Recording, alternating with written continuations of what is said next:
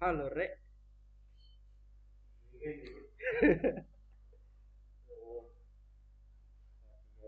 Mulai guys ya.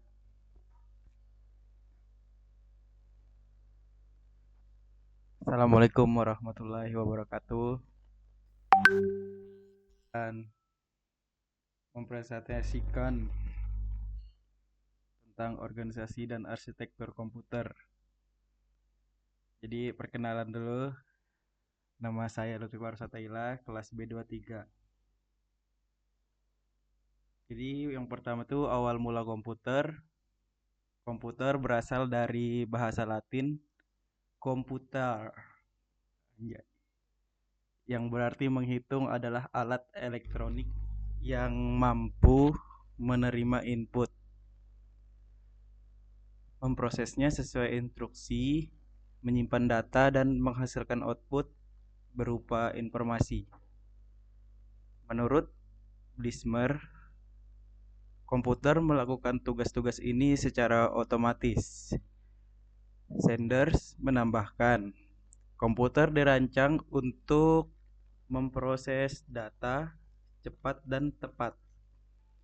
Secara umum, komputer adalah perangkat yang dapat mengolah data secara otomatis menggunakan program yang tersimpan di memori. Lanjut, tujuan utamanya sistem komputer yaitu mengolah data menjadi informasi yang didukung oleh 3 elemen, yaitu perangkat keras atau hardware, perangkat lunak atau software, dan brainware. Perangkat keras adalah komponen fisik komputer. Perangkat lunak adalah program untuk menjalankan proses, sedangkan brainware adalah manusia yang mengoperasikan sistem. Ketiga elemen ini harus bekerja sama. Tanpa perangkat lunak, perangkat keras tidak berguna dan keduanya tidak akan berfungsi tanpa manusia yang mengoperasikannya. Nah, ini adalah gambar-gambarnya. Dari tahun 1940 sampai 1956, 1964 sampai 1971, 1971 sampai sekarang.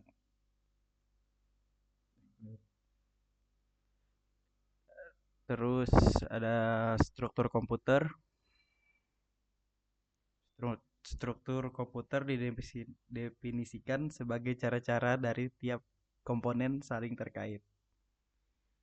Struktur sebuah komputer secara sederhana dapat digambarkan dalam blok pada gambar berikut ini. Ya, ini gambarnya guys ya. Itu ada bagian bagian CPU, memori, itulah. Fungsi dari masing-masing komponen dalam struktur di samping itu adalah sebagai berikut, yaitu input device, alat memasukkan, perangkat keras, komputer yang berfungsi sebagai alat untuk memasukkan data atau perintah ke dalam komputer, output device, alat keluaran, perangkat keras komputer yang berfungsi untuk menampilkan keluaran sebagai hasil pengolahan data. Keluaran dapat berupa hard copy, soft copy, ataupun berupa suara. Terus I/O ports, bagian ini digunakan untuk menerima ataupun mengirim data keluar sistem. Peralatan input dan output di atas itu terhubung melalui port. Terus CPU atau Central Processing Unit merupakan otak sistem komputer dan memiliki dua bagian fungsi operasional, yaitu ALU Arithmetical Logical Unit sebagai pusat pengolah data, atau CU Control Unit sebagai pengontrol kerja komputer. Lanjut, fungsi dari masing-masing komponen dalam struktur di samping itu ya ada memori berfungsi untuk menyimpan data program. Memori beraneka tipe dari yang tercepat aksesnya sampai yang terlambat.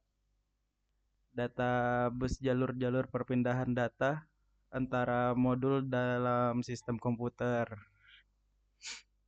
Karena pada suatu saat tertentu masing-masing saluran hanya dapat membawa 1 bit data, maka jumlah saluran menentukan jumlah bit yang dapat ditransfer pada suatu saat. Terus lebar data bus itu menentukan kinerja sistem secara keseluruhan. Sifatnya bidireksional, artinya CPU dapat membaca dan menerima data melalui data bus ini. Data bus biasanya terdiri atas 8, 16, 32 atau 64 jalur paralel.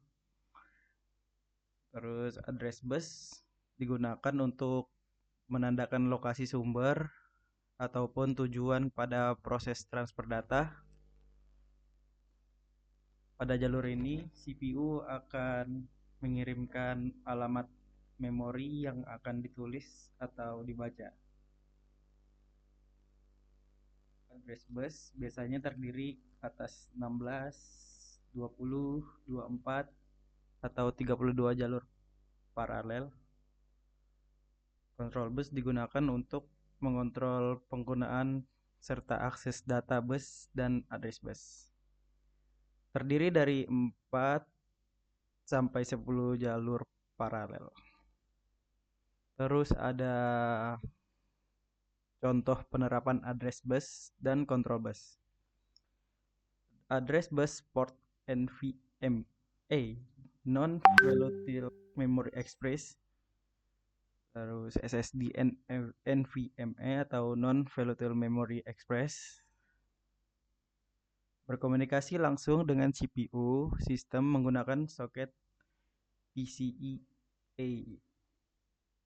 Pada dasarnya, SSD ini memungkinkan memori flash beroperasi sebagai SSD secara langsung melalui soket PCIe tanpa harus menggunakan driver komunikasi SATA yang jauh lebih lambat daripada NVMe port SATA. Port SATA itu antarmuka bus komputer yang menghubungkan adaptor bus host ke perangkat penyimpanan massal seperti hard disk, drive, dan optical drive. SATA mendukung pengaturan yang memungkinkan satu port pengontrol untuk mengelola hingga 15 perangkat penyimpanan. SATA versus NVMe dalam hal teknologi penyimpanan yang unggul. NVMe ada dalam kelas tersendiri. Bahkan dalam sekilas perbedaan performa NVMe dan SATA sangatlah signifikan. Driver komunikasi dan antarmuka antara NVMe dan SATA sangat berbeda. Hal ini karena SATA menggunakan driver AHCI yang didesain untuk hard disk drive dengan teknologi berputar, sementara driver NVMe secara khusus didesain untuk SSD dengan teknologi flash. Nah, contohnya gini. Port SATA dan terus contoh penerapan address bus dan control bus. Salah satu penerapan control bus ada di USB atau Universal Serial Bus. USB antarmuka plug and play yang memungkinkan komputer berkomunikasi dengan peripheral dan perangkat lainnya. Terus perangkat yang terhubung dengan USB mencakup berbagai macam hal, mulai dari keyboard, mouse, hingga pemutar musik dan flash drive. USB juga dapat digunakan untuk menyalurkan daya ke perangkat. tertentu, seperti menyalakan ponsel pintar dan tablet serta mengisi daya baterainya. Kabel USB tersedia dalam berbagai berbagai panjang, dari beberapa inci hingga lebih dari 16 kaki. Panjang maksimum kabel USB adalah 16 kaki 5 inci atau 5 meter. Untuk perangkat berkecepatan tinggi dan 9 kaki untuk 10 inci atau 3 meter itu untuk perangkat berkecepatan rendah. Panjang maksimum ini dikarenakan waktu transfer data dan risiko kehilangan data jika menggunakan kabel yang lebih panjang. Namun, dengan menggunakan hub USB, Anda dapat menggunakan dua kabel USB untuk memperpanjang jarak antara kedua perangkat secara efektif.